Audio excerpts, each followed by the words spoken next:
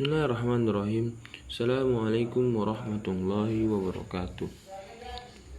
Selamat siang saudara sekalian. Saya Muhammad Reza Pahlevi Rambe, NIM 19012010, kelas Budidaya Perkebunan 2F, jurusan Budidaya Perkebunan, dari Sekolah Tinggi Ilmu Pertanian Agronomis Perkebunan Medan.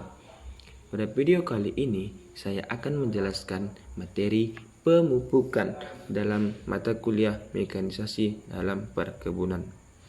Pemupukan menurut pengertian khusus ialah pemberian bahan yang dimaksudkan untuk menyediakan hara bagi tanaman. Umumnya, pupuk diberikan dalam bentuk padat atau cair melalui tanah dan diserap oleh akar tanaman. Namun, pupuk dapat juga diberikan lewat permukaan tanaman, terutama daun.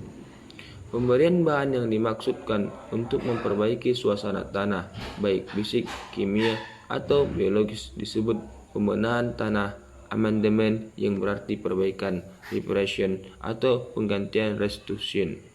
Bahan-bahan tersebut termasuk mulsa atau pengawet lengas tanah, penyangga temperatur, pembenahan tanah, soil conditioner untuk memperbaiki struktur tanah, kapur pertanian untuk menaikkan pH tanah yang terlalu rendah atau untuk mengatasi keracunan Al dan V, tepung belerang untuk menurunkan pH tanah yang semula tinggi, dan gypsum untuk menurunkan kegaraman tanah.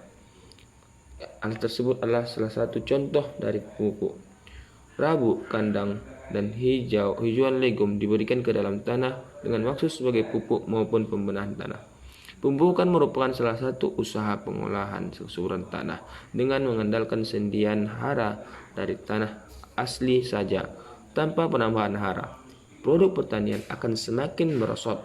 Hal ini disebabkan ketimbangan antara pasukan hara dan kebutuhan tanaman hara dalam tanah secara berangsur-angsur akan berkurang karena terangkut bersama hasil panen. Pelindian, air limpasan permukaan, erosi, atau penguapan.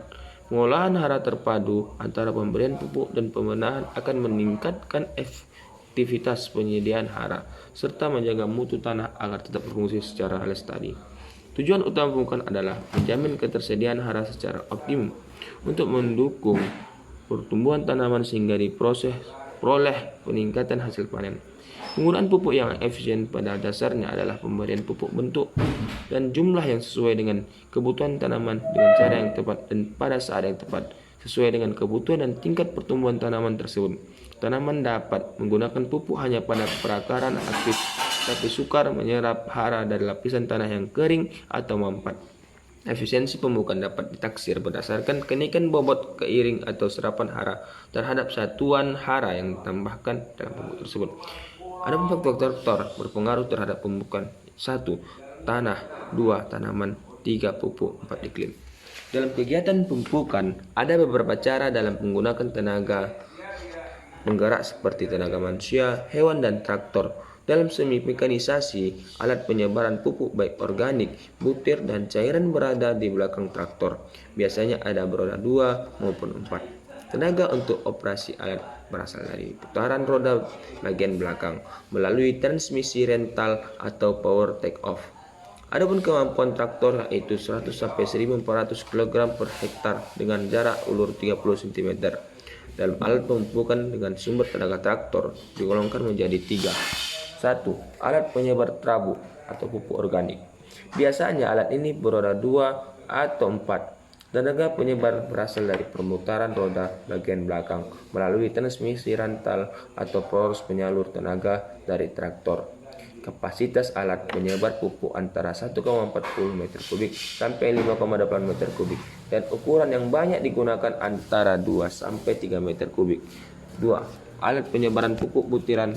Peralatan penggunaan pupuk dapat diklasifikasikan menjadi 2, yaitu blend aplikator dan broadcast. 3. Alat penyebar pupuk cair.